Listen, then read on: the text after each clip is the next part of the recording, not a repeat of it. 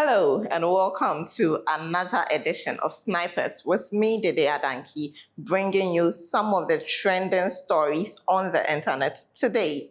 Let's get into it. For the first story, major news for the Black Stars, for Ghana, for anyone interested in football anywhere, because the head coach of the Black Stars, Otto, has been relieved of his duties as the manager of the team. This came after a 2-1 loss to Germany yesterday in Stuttgart. But to have kept him for close to 80 days before the World Cup and relieve him, it brings a lot of confusion to the team. And everyone is wondering who is going to be the next coach. That's notwithstanding, the position is a juicy one that a lot of coaches will be gunning for. We've heard names like Hervé Renard being thrown there, that he might want the job because he's not having a good relationship with the Saudi Arabian Federation. So this might be an opportunity for him to come in and get a team together, because interestingly, whoever will come in now wouldn't have played any match, any friendly match before the World Cup. So whatever team you take to the World Cup is where the test trials will begin. And that's a difficult task, but it's not something that won't excite a lot of coaching prospects on the market now. To the next story. President Mahama has said that the anti-LGBTQ plus bill that is in Parliament currently is not a priority bill for him to assent to. Regarding LGBTQ plus issues, it remains a highly emotive and sensitive issue, even in the most advanced liberal democracies. I explained during my recent engagement with the World Affairs Council that it's not the most important issue we face as a nation. We're still grappling with the provisions of basic needs of education, healthcare, jobs, food, clothing, and shelter.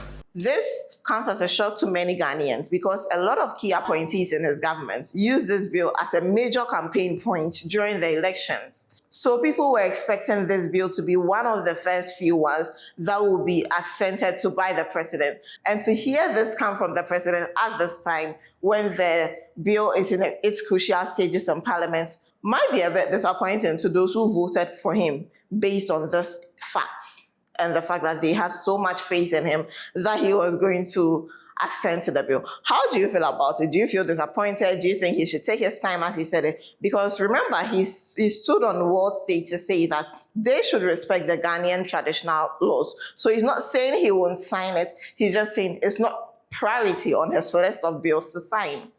Then to the next story. I believe a lot of us have seen the reports by Fourth Estate regarding the sole sourcing contracts that have been issued by the Transport Ministry in the past 7 months. Yes, that's a lot of contracts. When you read the reports, a lot of the things, it's crazy in there. President Mahama has spoken on this issue. He has instructed the Fourth Estate to submit the report in its entirety and every little detail to his office at the presidency, so that investigations will be carried out to see if there were any irregularities in issuing the contracts and if the people who got the contracts were deserving of it. While sole sourcing is legal under certain circumstances under our current procurement law, we'd all agree that open, transparent tenders are always preferable for achieving competitive pricing and value for money. Although we've seen snippets of the investigation from the media, I've instructed my office to obtain the full detailed report from the Fourth Estate. We're also requesting the Ministry of Roads and Highways to present a detailed response to those allegations made therein in order to inform government's action on the matter.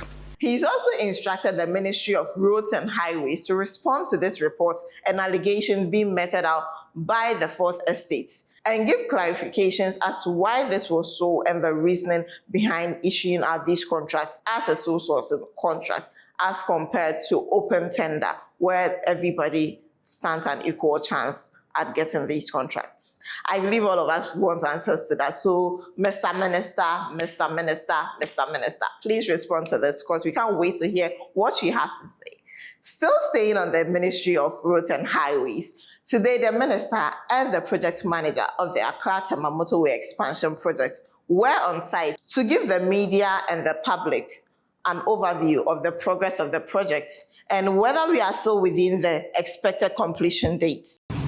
We trusting that we can maintain the same time period in terms of completion date, that's 2nd August 2027.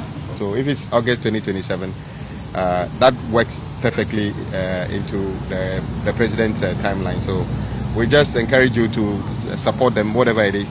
If there's anything that will change this, please let highways know immediately, and we'll take the necessary action to mitigate those challenges.